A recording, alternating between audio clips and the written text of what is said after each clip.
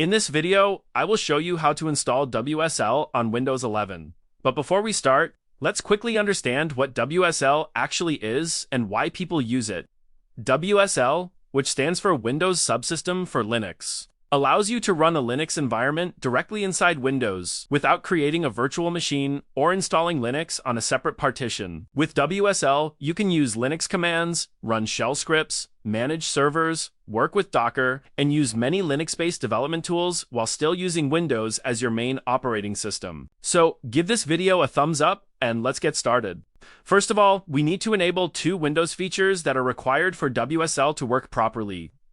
To do that, open the Start menu and search for Turn Windows Features on or off, then click Open. A new window will appear with a list of Windows features. Here, look for Virtual Machine Platform and enable it by checking the box next to it. After that, find Windows Subsystem for Linux and enable this option as well. Make sure both options are checked, then click OK. Windows will now apply the required changes. This may take a few moments, so just wait for it to finish. Once everything is completed, Windows will ask you to restart your computer. Click Restart Now to save the changes and continue with the WSL installation. After the restart, open the Start menu, search for Command Prompt, and run it as administrator. Now here type WSL-status and press Enter. As you can see, Windows says that WSL is not installed on this system. It also suggests the command that we need to run to install it.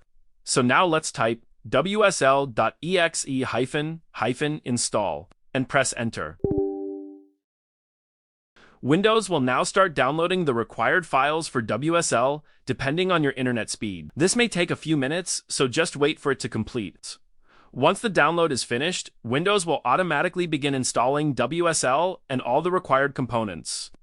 After the installation is completed, you will see a message saying that the operation completed successfully. Now, Windows will automatically download the Ubuntu distribution. Again, wait for the download and installation process to finish. Once Ubuntu is installed, it will open automatically and ask you to create a username for your Linux account. Enter any username you want and press Enter. Next, it will ask you to create a password.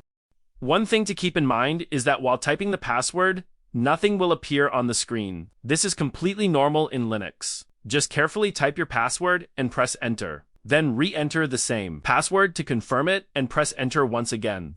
That's it. Your WSL account has been created successfully, and Ubuntu is now ready to use. You can now close these windows.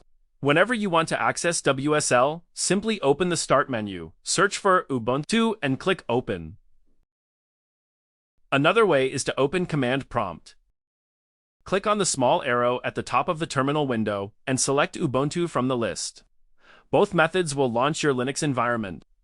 Now that WSL is installed and configured, you can start using Linux commands directly on your Windows PC.